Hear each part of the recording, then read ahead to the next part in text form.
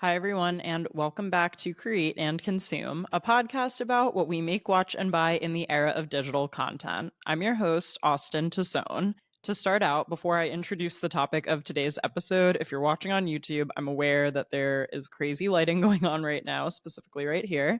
And I just want to say today has not been my day. We woke up here in Hoboken to a water main break. So I actually left the apartment all day and went to my parents' house to grocery shop, get some water, and we have just been kind of scrambling all day. So I am recording this episode later in the day.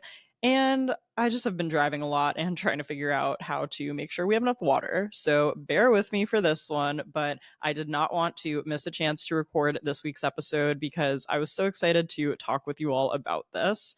Now, in 2019, I had been freelancing for about 18 months after getting laid off from my editor job at Interview Magazine, and I was approached about a job at a tech startup, and I decided to take it. I had kind of always been intrigued by startup culture, especially looking at how companies like Instagram and Twitter were born. And I even watched the show Silicon Valley on HBO. So clearly I thought I was an expert. And today I wanted to dive into my tech startup era. I don't think it's something that I've talked about at length anywhere online. And I feel like this is the perfect format to do so.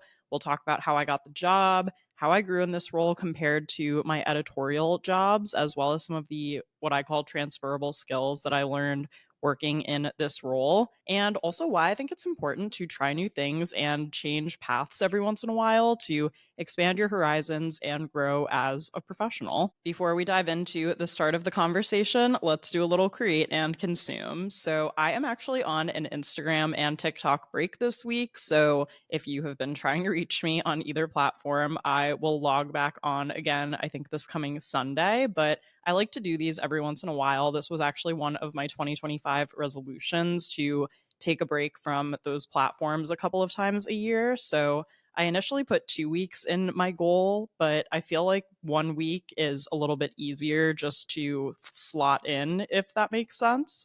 So this past week, though, I did create some day in my life mini vlogs for Instagram and TikTok. This featured a pretty typical day in my life in terms of me going into the city. I attended a brand event, I worked from a coffee shop, and I had dinner with my friend Francesca. If you want to check that out, I will leave a link in the show notes. And as far as what I'm consuming this week, since I haven't really been scrolling, I have been watching television, and my God, there is a lot of great TV out right now. Where do I even begin? I'm all caught up on Traders. I'm so curious to see how this season ends. I am watching The Bachelor. The Bachelor, I have a lot of thoughts on The Bachelor. I actually do want to do an entire episode dedicated to the Bachelor franchise and some things that I think about it, especially how some of these people who go on the show transition and become social media people of influence and content creators. So I definitely have a lot of thoughts on The Bachelor. Let me know if there's anything specific you would want to hear discussed in a Bachelor focused episode. I also started the new season of Love is Blind. I've watched all 6 episodes. Interesting cast this season, and also some interesting pacing slash editing decisions from the producer. I am kind of used to whatever they've been doing the last few seasons, where in episode 1, we usually get a proposal and we usually cliffhang on the reveal. And I just didn't feel that same energy with the pacing. I felt like there were a lot of conversations, especially between people who didn't end up kind of continuing on after the pods, that made me get really invested in people only to have them kind of pulled out and removed. And I don't know, there's a lot going on. Very interesting cliffhanger at the end from episode 6 as well. And Andrew and I also watched the first episode of season 3 of The White Lotus. I am so excited for this season in Thailand because we went to Thailand in 2017. One of my all-time favorite trips I've ever done in my life. Just a truly incredible place. And as usual, this season has uncomfortable vibes. So I will have to do just touch bases throughout the next few weeks about all of these shows, but that is what I'm watching. And if you want to let me know what you are consuming or creating, you can do so by leaving a comment on Instagram or TikTok at Create and Consume Pod. You can leave a comment if you're watching this episode on YouTube and tell me what we're watching and making lately. Now that we've covered that, and I've also given you the life update no one asked for about our water main break, let's get into the conversation of today. So I wanted to talk about my time spent as the beauty content director at an app called Jump Rope. I worked at Jump Rope from September 2019 through April 2021, so for about a year and a half. And to set the scene for you a little bit, like I said, this was the second half of 2019, and at this point, I had been freelancing for about 18 months since getting laid off from my job at Interview. There were kind of a lot of things shifting around in my freelance journey at this time. Number one, I had just moved in with Andrew earlier that year, so I was now living in Long Island City with slightly higher rent than what I was originally paying when I lived in Williamsburg, Brooklyn.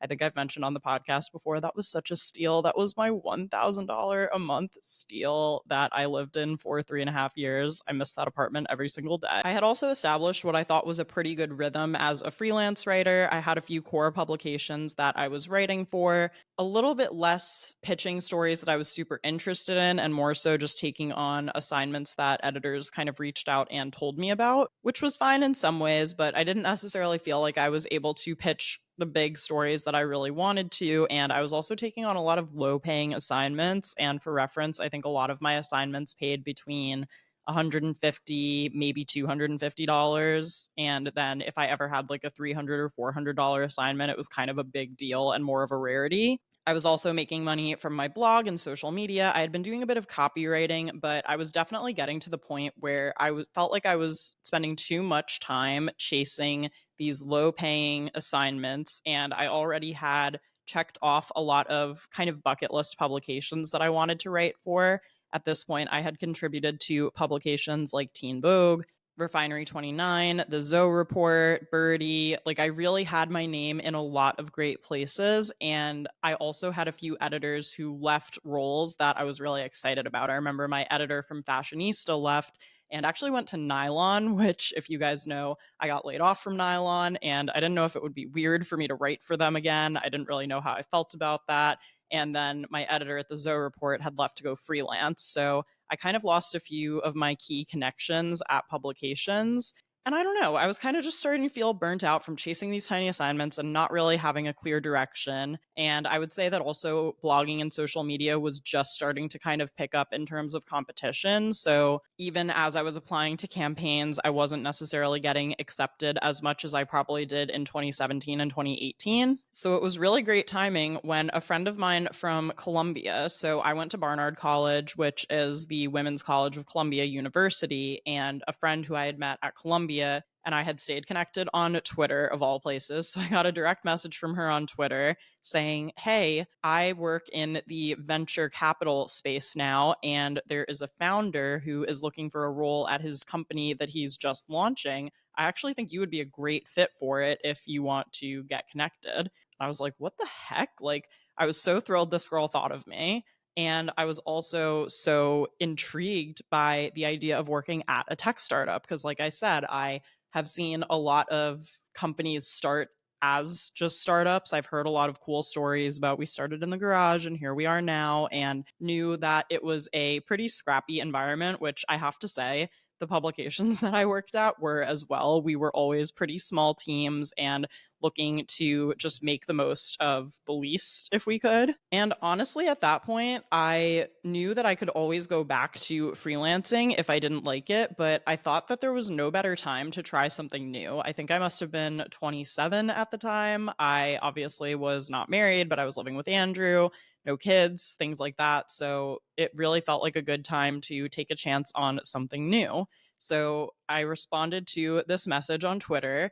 I got connected to the founder of this company called Jump Rope, and the founder and I went out for a coffee and we had a really great chat. And what ended up happening actually was he brought me in for 2 weeks. I think I was in for 3 days a week for 2 weeks on a contractor fee just to see what the vibe was, to kind of start in my new role and see if it would be a good fit. And I was actually really grateful for this 2 week test and trial run because I wanted to make sure that if I were to take on a full time job again and kind of give up, my schedule autonomy and some of the other projects that I may have pursued on the side, if not for having a full time job, that I just wanted to make sure everything synced up really well. And as it turned out, it really did. So at the end of the 2 weeks, I was officially offered the job and I officially accepted it. It's also kind of funny because this happened in September. So it had been my birthday a few weeks before, and Andrew and I were out to dinner in Williamsburg for my birthday. And he was talking to me about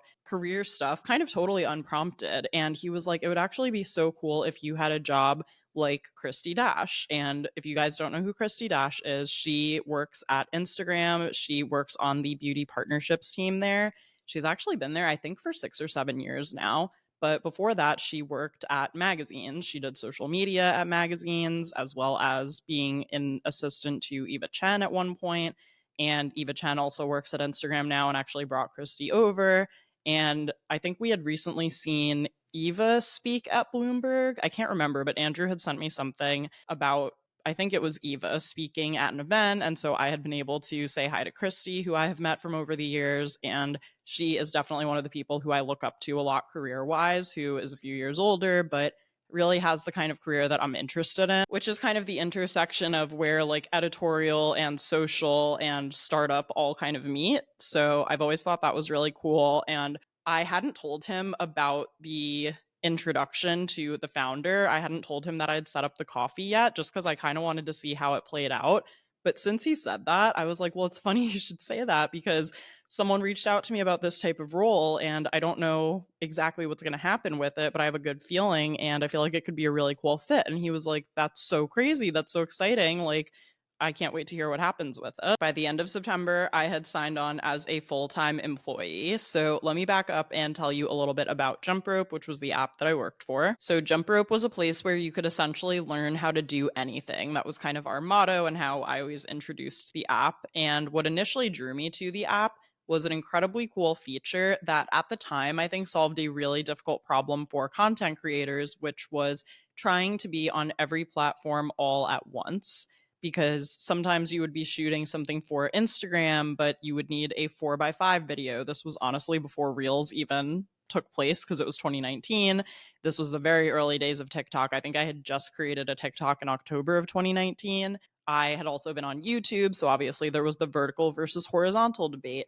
And the coolest feature I thought of Jump Rope was that you could create a video, you could upload content, and it would export it in sizes that worked for every single platform. So if you had been wanting to get on YouTube but hadn't had a chance to do it, this was a really great way to take your content and kind of repurpose it for a new platform.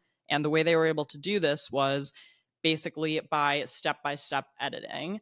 And initially, when I started at Jump Rope, it was all kind of card based. So it almost looked like Instagram stories that you could tap through. And you could tap through and view on the app, or you could choose to export that content and then share it on other social media platforms. And the way they were able to make it accessible to all platforms was there would be a photo or video component on one part, and then there would be a text element on the other part. So if you are thinking about an Instagram story, those two would kind of be stacked on top of one another. I'm trying to illustrate on YouTube. I don't know if I'm doing a good job.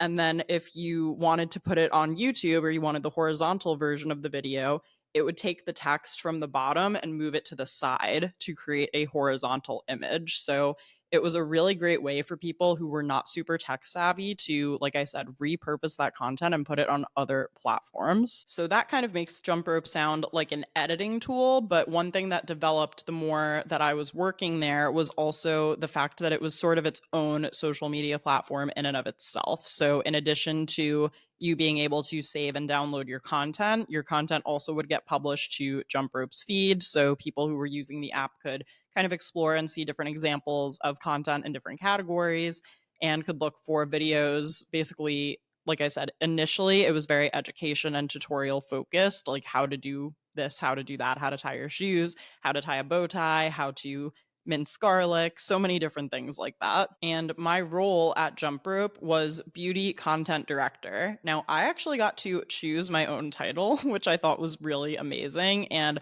based on the job description, essentially what they were looking for was someone to be a point of community to other content creators. So, someone who knew a lot of creators, which obviously I did because I had already been a creator for 7 years at that point, who could make connections, introduce creators to the app, show them how to use it, and also understand the best practices of what made good content in our eyes as a company working at Jump Rope. They were also looking for someone who was an expert in that particular category. So in this case, it was beauty. And obviously, coming from my background writing about beauty, and also making YouTube videos and going to brand events and spending a lot of time with beauty brands, I really did have a background on current beauty trends, current products that were kind of poppy or snazzy. And as far as departments go in startups, I was technically in the marketing department. So my role was a little bit community management, but also a lot marketing and kind of being the liaison between brands and the app, creators and the app, and also just consumers and the app, because I'm sure there were some users on the platform who never actually made content, but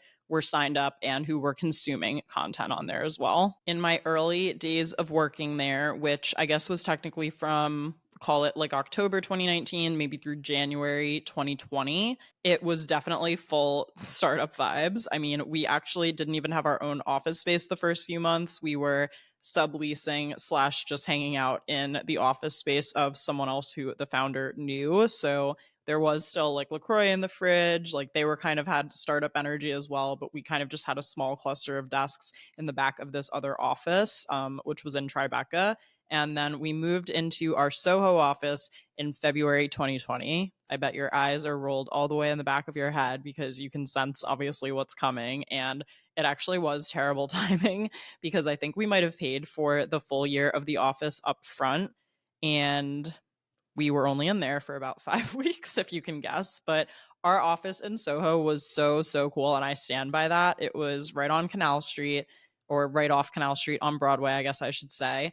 And the elevator like opened up into the space, and we had these kind of long tables. It was very democratic in the sense that, like, the founder, the CTO, and all of us were kind of just all seated nearby one another. And it was actually cool too because the space was very much like an open Soho loft. So when you walked in, our desks were kind of to the right. There was like a private room towards the back that could have been just separately, for creators, or if you wanted to film something, or if you wanted to have a meeting. And then in the front, we actually had these cool custom built in bookcases and a huge table that kind of served as like what would have been a studio or filming space for content creators. And as you guys know, I actually have filmed an episode of this podcast in the CoverGirl Creator Studio inside the Empire State Building. And I absolutely love that space. And I have long said that I am surprised that more brands don't do this and offer this. And it really was just a space where creators could come and create content and film. And I always thought that was so cool that we offered that. I feel like we were one of the first that I know of to even come up with a concept like that.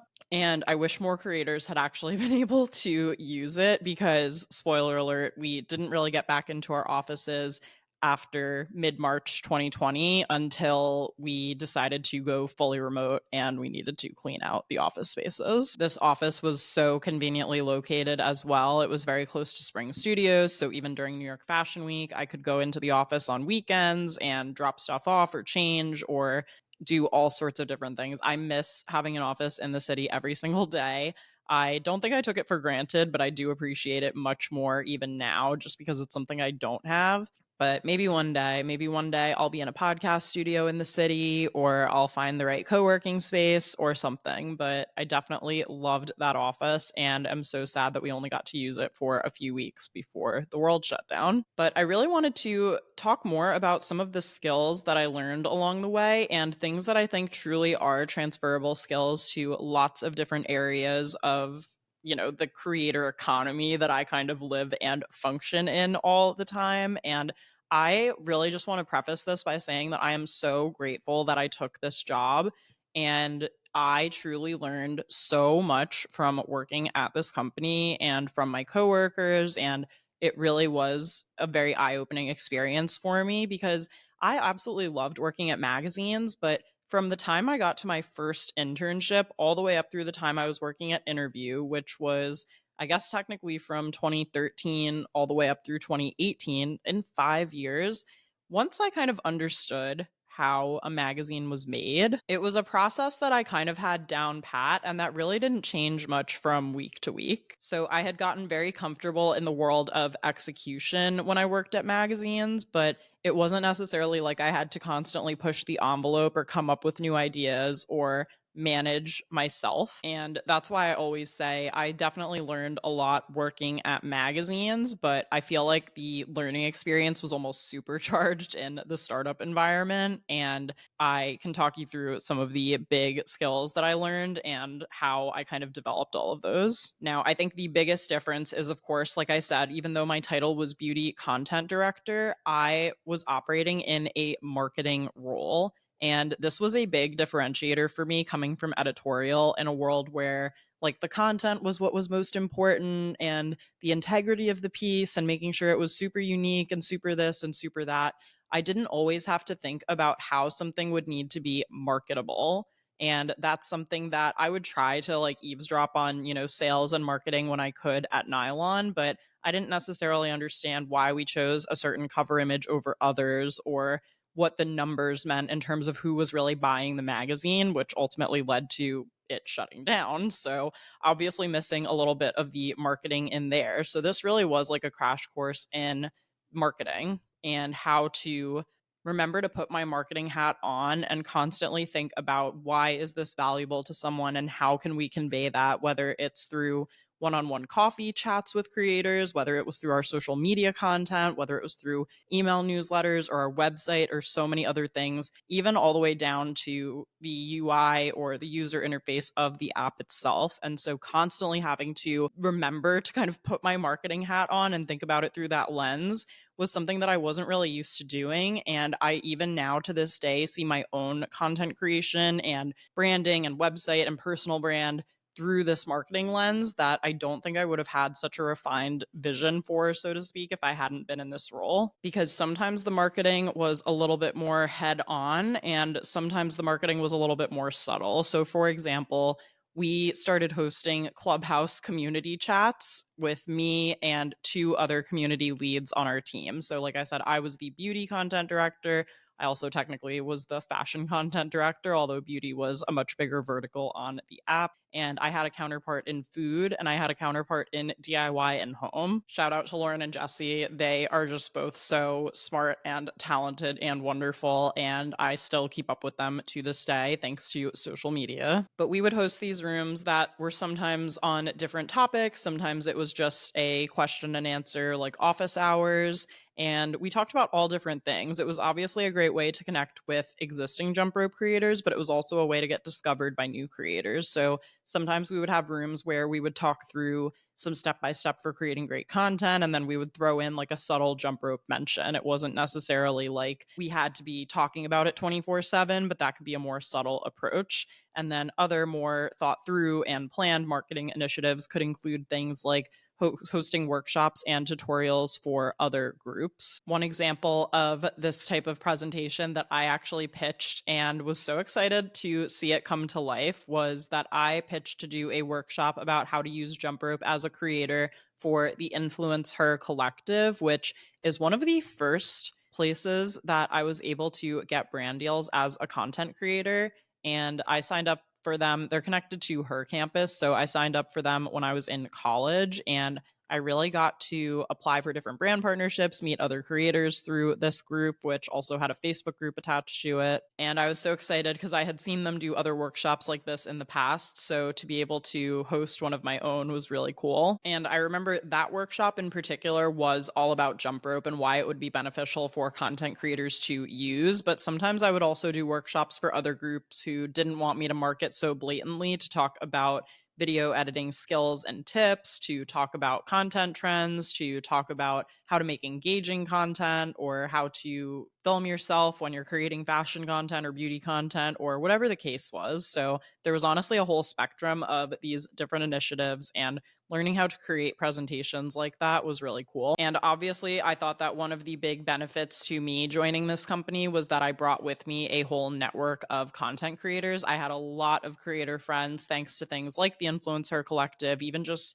through hashtags on Instagram of people who I had started following or who I had met at events. And obviously, that was a huge plus. But even more so than that, especially once we kind of started ramping up and once we started really growing as an app, then I also had to look into things like recruiting creators at scale. One way that we did this was with an app called Dovetail. I think they may have gotten acquired by Shopify. I actually kind of lost track of them, but they actually were a whole creator database where it would pull in information from content creators and you could sort them by lots of different kind of categories. So and I think this is how a lot of brands recruit influencers as well. So this was very eye opening for me to even just understand the brand side of how a brand might find a creator too.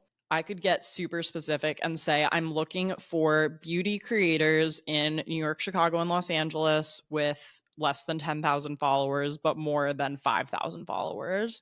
And it would give me a whole list of people's Instagrams. And from there, I would go in on like the Jump Rope Beauty Instagram account and leave comments and send DMs and say, hey, you could check our app out. I think you would be great on it, things like that. So I definitely learned more about how to do things at scale and different ways to reach out to people, whether that was through email or Instagram or somehow, hopping on one of their live videos and leaving comments or whatever I had to do to get in front of the types of creators that we thought would be great for the app and that would really help us grow and get the word out. I also got to run my own influencer marketing campaigns where I think I got to work with 10 creators who were all creators who I personally loved and followed, and many of whom I had met in person a couple times to create content for the app and also to create content for Instagram or TikTok to promote the app. And I absolutely loved being able to pay my friends to create and to get them involved in being able to market the app. And I think I really did a good job of sharing my excitement with them and helping them understand how it could work best for them in terms of which particular content could work really well using Jump Rope. And for some people, that ended up being Instagram stories. For other people, it ended up being TikTok. For some, it ended up being YouTube. So it was really cool to just enter the early stages and understand the basics of how to run an influencer marketing campaign myself, even when I was the only one managing it and when I wanted to make sure that the content was a good balance between something that made sense for the creator's audience and something that also drove a lot of people back to us at the end of the day. So those were a couple of things that I managed from the marketing side. Another skill that I definitely honed and developed a lot during this job was copywriting. And I had done some copywriting as a freelancer. I will say I much preferred writing for kind of an existing known brand. I was actually doing product descriptions and email newsletters for a couple of different fashion brands in the city when I was in my freelance stage, back in 2018, 2019.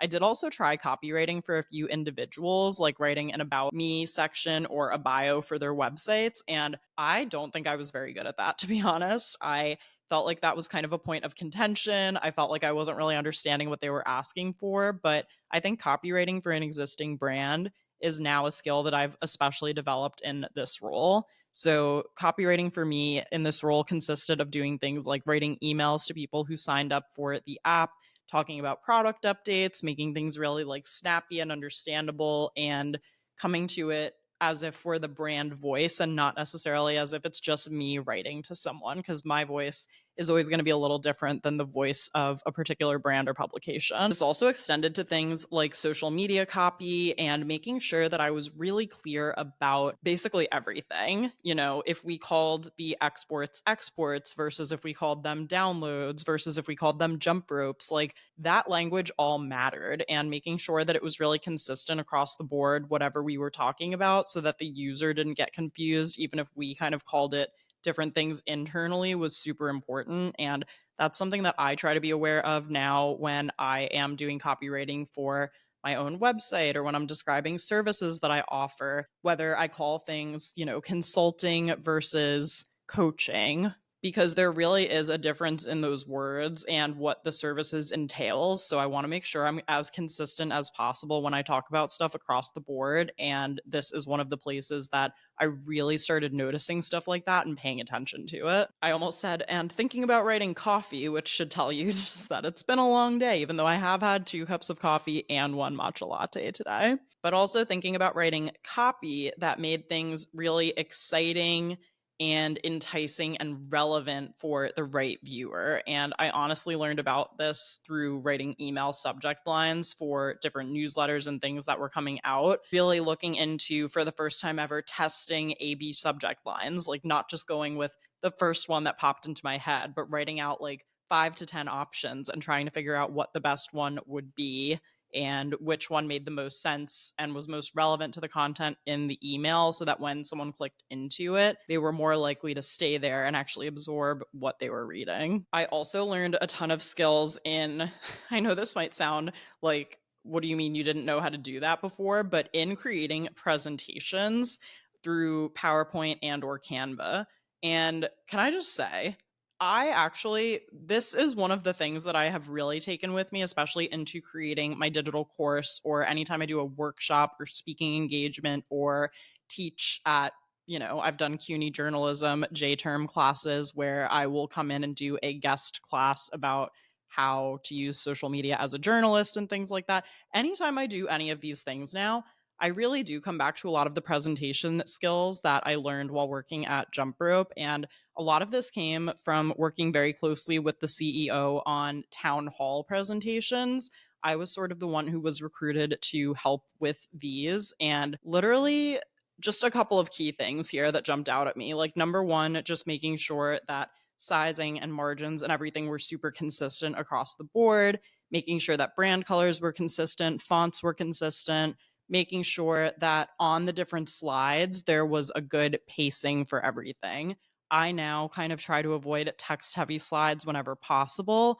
I think a lot about what is going to be on screen for someone to look at versus what is going to be a speaker note or a point that I want to hit.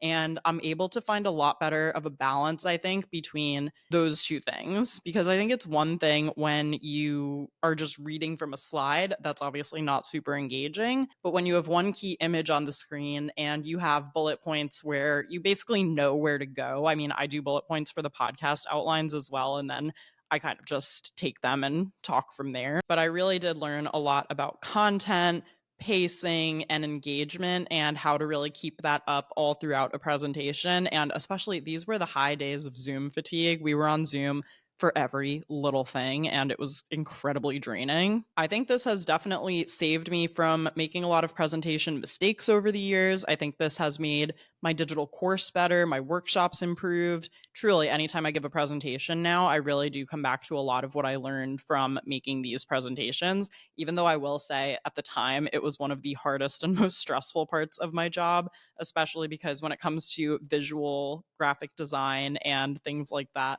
it's not necessarily my strong suit. And I can actually talk about what I learned in terms of branding next, because there were honestly a lot of times where I would want to post something on social media, but instead of me just creating it and posting it the way that I would do on my own accounts, I would really want to make sure that it aligned with the company's branding and that things looked good. So, one thing that we actually did was we worked with our in house graphic designer who created the logo, who picked the color palette for the brand, and who also designed the app's user interface. Like, every single button and every single screen that we saw was designed by our in house designer. And she would actually mock up Canva templates for me, which was great. I would kind of sketch out something that I wanted to see and I would make like a really bad mock-up of it. And I would even maybe try to make a test version of it in Canva. And then I would see it through the designer's eyes. And this is truly when I realized that I don't have great graphic design instincts. And it is one of the reasons I'm so grateful for Canva and why I feel like I can get away with a lot when it comes to graphic design. But this is truly the difference of where I start and end in my Canva knowledge and where a graphic designer has so much more knowledge and so much more wisdom and breadth of understanding of design elements and how different things work, to where I just know that I could never, ever perfectly mimic something that a graphic designer could do. This is actually also one of the reasons why in 2020, while I was, living at my parents' house and trying to save money, which was pretty easy because there was nothing to spend money on really at the time, that I invested in getting my branding done for my website. And that was such an eye-opening experience. I absolutely loved the designer who I worked with. Her name is Cheryl, and her brand is Made on Sundays. If you are interested or in need of graphic design services, I will link her website down below. She's incredible. And again, it really was just one of those things where as soon as I saw her vision translated from what I described and who I was trying to help and what services I offered, it was just so clear as day. And it's something that would have taken me literal years to come up with, and something that took her like a couple of afternoons. So yeah, seeing that firsthand definitely influenced me to outsource my branding and make sure that I was going to a true expert for it. Another huge skill set that I learned is not something I think you would guess that I learned just from if you followed me on Instagram and kind of heard what my job description was. And that was actually user testing and troubleshooting. And believe you me, there was a lot of troubleshooting at this app because we were always developing and adding new things and adding new features and trying new stuff. And that is part of what was cool about working at a startup, was kind of fail fast and fail often. Now, at a bigger company, we may have had a dedicated customer support team. At Jump Rope, it was me and Jesse and Lauren for the most part, because we were the ones who were talking to creators. So if any of our creators were ever having issues, we had told them to reach out to us. So we would monitor DMs on Instagram. We also had, I think it was Zendesk or one of those, set up on the Jump Rope website. So if you ever see those things pop up at the bottom of a screen that says like, do you need help? Chat with us.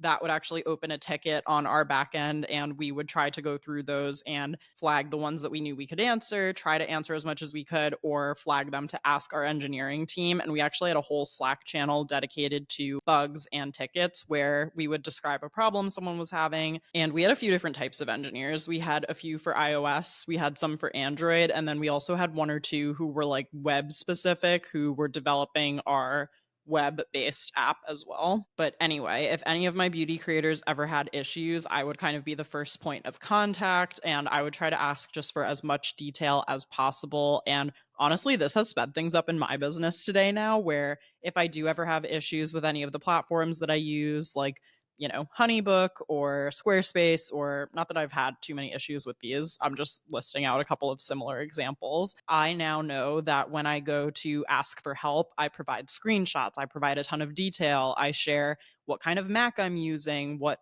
my software is, like what version I'm on, all of those different things, because I might get asked for them, but even if I don't get asked for them, it could be helpful context and information for them to understand what the problem is and basically resolve it faster. Sometimes problems were pretty obvious and could be resolved quickly. Some things turned into bigger bugs and issues that our engineering team had to work to debug and resolve. I think one of the big draws for the company hiring me too was that I was already a creator. So I was already creating on Instagram and YouTube and Pinterest and all these platforms. I had just signed up for TikTok. So I already had a good kind of instinct or sixth sense about what I would expect from an app, where I would want certain things to be. And so whenever there was a new feature launched, I would often be the guinea pig for testing new features, which I thought was cool. Like, could you imagine being the first person to test out stories on Instagram, or the first person to test out, like, I'm trying to think of some of the names of the filters from back then. I don't know, like the XX Pro 2 filter. That's the only one I can think of right now. I know there are so many more. Why can't I think of any others? It wasn't called Sepia. I need to look these up now, actually. Oh my God. Apollo, Nashville. Oh my gosh. Yeah, this is definitely bringing me back. Lark, anybody? Oh, Valencia. That's what I was trying to think of. I know it's like, it's not Sepia, it's Valencia. The IA at the end really threw me. Okay, no need to get into a whole thing about that now, but I would often be the guinea pig for testing new features, and someone would literally like watch me over the shoulder, whether it was an engineer or our designer, and basically see, like, if I went to tap a button and there was no button there, they would be like, why did you tap there? And I would say, that's usually where the next button would be, or that's where this is on Instagram, or things like that. That it's not like they would necessarily change the whole design, but it would just be something to make note of, like, this is where someone who is a creator and who edits a lot on their phone would expect that to be. So maybe that is where we should put it, or maybe we should move something else or make it more obvious of where they should tap things. And I always thought that was very cool that I got to be like an early tester. And I would also sometimes be able to give new versions of the app to friends, give people early access to things to say, hey, what do you think of this? And honestly, the more feedback they could give, the better. Now, this is another thing that I really don't think I came across that often at magazines, because I feel like when we got feedback of any kind, whether it was good or negative, I mean, at Nylon, we had Par Avion, which was like our fan mail column. And I used to, kind of corral Twitter and Instagram and look through the hashtags and stuff to gather a group of messages or tweets about the publication. And I would obviously never share any negative ones in the magazine. I would pick like, loved this article with Ariana Grande or whatever. But I remember at Jump Rope, I was always encouraged to get feedback of any and all kind. And I think getting feedback and learning not to take it personally and to truly look at it objectively and say, like, what in here is helpful to us, that is a skill that I don't know if you can even really teach that as much as you can just absorb it and be around it and then start to think that way for yourself. Because sometimes we would get feedback like, this feature kind of sucks, or I have no use case for it. And maybe sometimes we would keep building even though we were getting some initial feedback like that. And other times it would save us so much time from building something that no one would want to use anyway, or from changing something about the app that everyone loved originally. So I would always tell people to be as honest as possible. And I would sometimes synthesize the feedback into, this person loves everything except this point is really frustrating for them, and here's why. Or sometimes I would just copy and paste full messages, and we would always also respond just to let people know that we heard them. And that's also really underrated when it comes to customer service and life in the digital age, because it's so easy to ignore and block and delete. And of course, I do that too. But if it's something, especially for a product I've created, this gave me so much more confidence when I initially was asking my first group of course students for feedback, because I knew that they all had bought the course. Clearly, they all hopefully liked me and were hoping to learn from it, and that their feedback was there to help me. I just had to get up and turn the light on because it's starting to get a little dark in here. I also definitely learned a ton of skills in community building. That was a big part of my role. Like I mentioned earlier, we hosted a lot of clubhouse rooms. At Jump Rope, we only got to do a few IRL events once we were in our new office space. We did actually get to do one before we moved into our office space. That was a panel we did in collaboration with another app. The app was called Super Great. I think they actually just recently went away, although they lasted longer than Jump Rope did. And we did a panel about the future of beauty content, which was so cool. We had a really great discussion. I was able to invite lots of different industry people, from editors to content creators. We had an incredible cheese board at this event. Like, it literally took up the whole counter. And we actually did this one at our founder's apartment, which was such a great space and really convenient for people. That was a great event, and I would love to do more stuff like that, honestly, just independently now, because I think it brings together a lot of different voices and perspectives from the industry. I guess I can also just have guests on my podcast. I really look forward to the day where I can start adding guests comfortably. I'm just still trying to get through my first 52 episodes. I can't believe this is episode 40 already. Because 52 will mark 1 year of podcasting, which is crazy. I did also do an event during New York Fashion Week where I actually partnered with an agency that was bringing a bunch of their influencers to Fashion Week from out of town, and I hosted them for breakfast. We were able to film some TikToks. This was the early days, so we had to learn a super embarrassing dance that was called the box, if you guys remember that. Something duck, I drop something bop. I don't need something box. No, that's not right. Okay, never mind. Pretend you didn't hear that. Rewind. Erase your ears. And then we did have an office warming party, which terrible timing. It was on March 7th. 2020. I both regret this, and obviously I don't regret it, because it was the one event that we got to have there, and it was so amazing. And like, Andrew got to come and got to see where I was working and what I was doing, and I was so excited about everything. And then just absolutely the whole world shut down the following week, and we didn't really get to do any other events in the office. I also got to learn skills in social media management for an account that wasn't one of my own personal accounts. And I have to say, this is one of the things that I was so grateful to not have to do anymore after I left. I actually managed both our main account, which was at Let's Jump Rope. It's still active, actually, if you want to go look at it, and then at Jump Rope Beauty. We didn't have at Jump Rope because it was actually already taken by, I don't know if he's a gym teacher or just a jump rope enthusiast, but a guy in Korea who always posts videos of people jump roping. So if you want to check that out, that is at Jump Rope. It is still active to this day, which I guess is good that it wasn't a ghost account that we couldn't get. But yeah, so the handle was Let's Jump Rope and then Jump Rope Beauty. I'll link them down below if you want to see examples of what I did as basically the social media manager of an app's presence on Instagram. Truthfully, I just hate having more than one social media account. I definitely wanted to and did create separate accounts for the podcast, but if you follow them, you know that I'm not necessarily the best about posting on them all the time. I would love to be better about this or eventually outsource to a virtual assistant, but yeah, it's just not something I think about just because I personally find it really hard to have more than one account, but I am grateful for this experience and that I did get to learn, again, how to post on behalf of a brand, what the consistent feed looked like back then, all of that kind of stuff. I'm sure there are other things I'm not even thinking of, but like I said, those are some of the big skills and takeaways that I learned while working in this role. And I also just wanted to talk ultimately about when I knew it was time to leave this role as well, because I actually did quit in April 2021 to pursue content creation full time. Can't believe I'm coming up on 4 years as a full time creator. That is crazy. But I just wanted to talk through some signs of when I realized it was time to go in case you have been feeling a little antsy in your job or role, or you feel like there is something else you want to do. Or, of course, if you do want to take the leap to be self employed in some way. Obviously, that's not for everyone, but I absolutely love it and can speak a little bit to what my decision is, or was, I should say.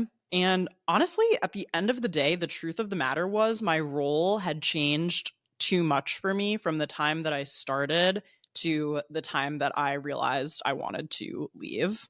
I think the best part about this job was when I got hired, and this is something that I kind of would run into friction with at magazine jobs and roles, and that was that I was a content creator. Here, that was not seen as a hindrance or something that was in competition with another brand or publication. Here, that was seen as a huge benefit and advantage because I understood the creator perspective and I was constantly fighting for creators, explaining why things could be good or bad for them, taking notes about their feedback, taking what they said really seriously, making sure I could showcase their content when they did a great job with it.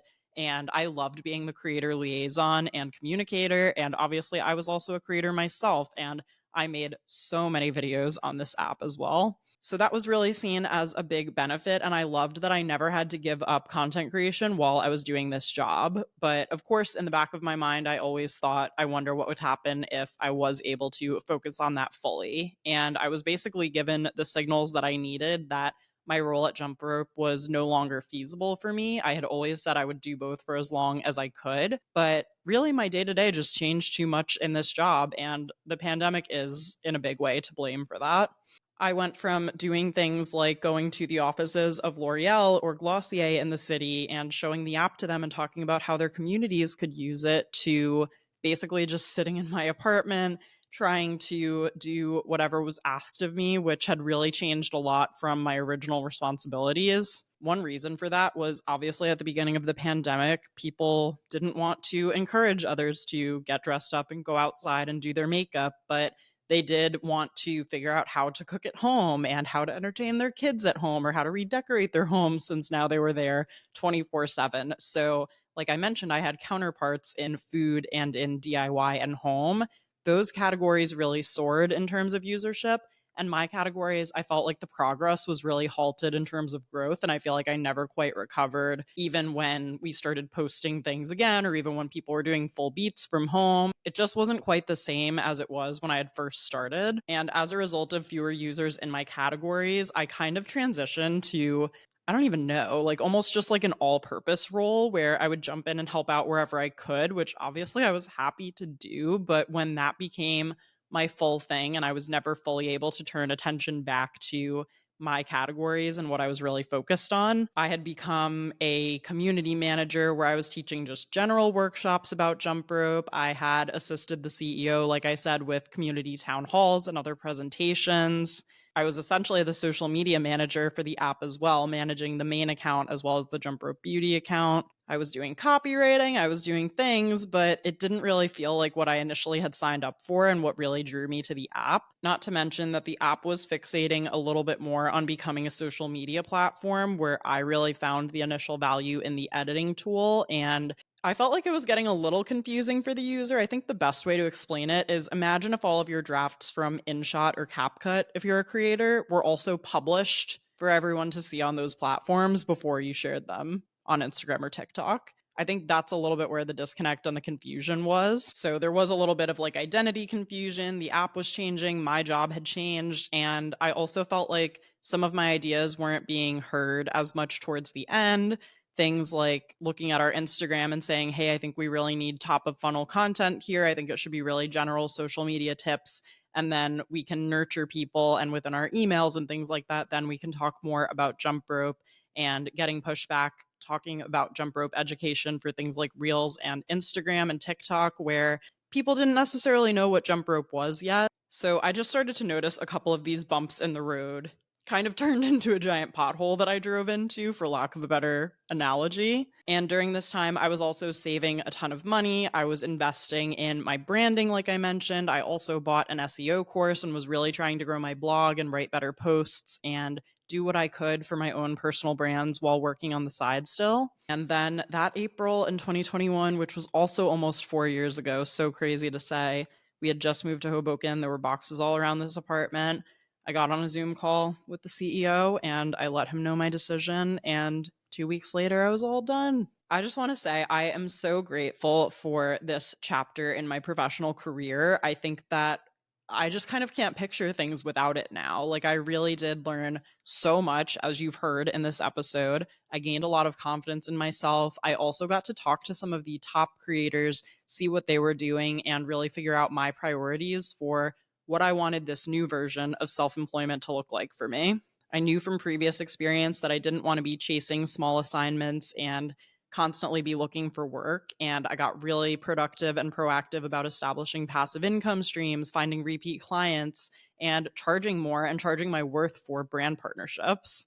I was also even able to go on a 3-month contract with Jump Rope when I left as a full-time employee. So I did actually continue to be an ambassador for them and create some content for them as I was transitioning out of my full-time role. So I really appreciated that. And I always had a good rapport with the team and was always really proud of the work that I had done there and what we had all built together. I was also super grateful to have employment during COVID. I know a lot of people lost their jobs during that time. And as someone who had been laid off twice previously, I really understood how painful and awful that could be, especially with so much more uncertainty out in the world. I will say that I put in my notice in April and then Jump Rope actually closed in August 2021, and I would have been impacted by that closure with a layoff. It actually turned out that my gut was right and my timing was impeccable to leave when I did. And it's been incredible ever since. I hope you guys enjoyed this little look into what my startup era of my career path looked like. Thank you guys so much for listening to today's episode. And as a reminder, you can support Create and Consume for free by doing any of the following. You can leave Apple and Spotify ratings and reviews. You can like, subscribe, and hit the notification bell if you're watching on YouTube.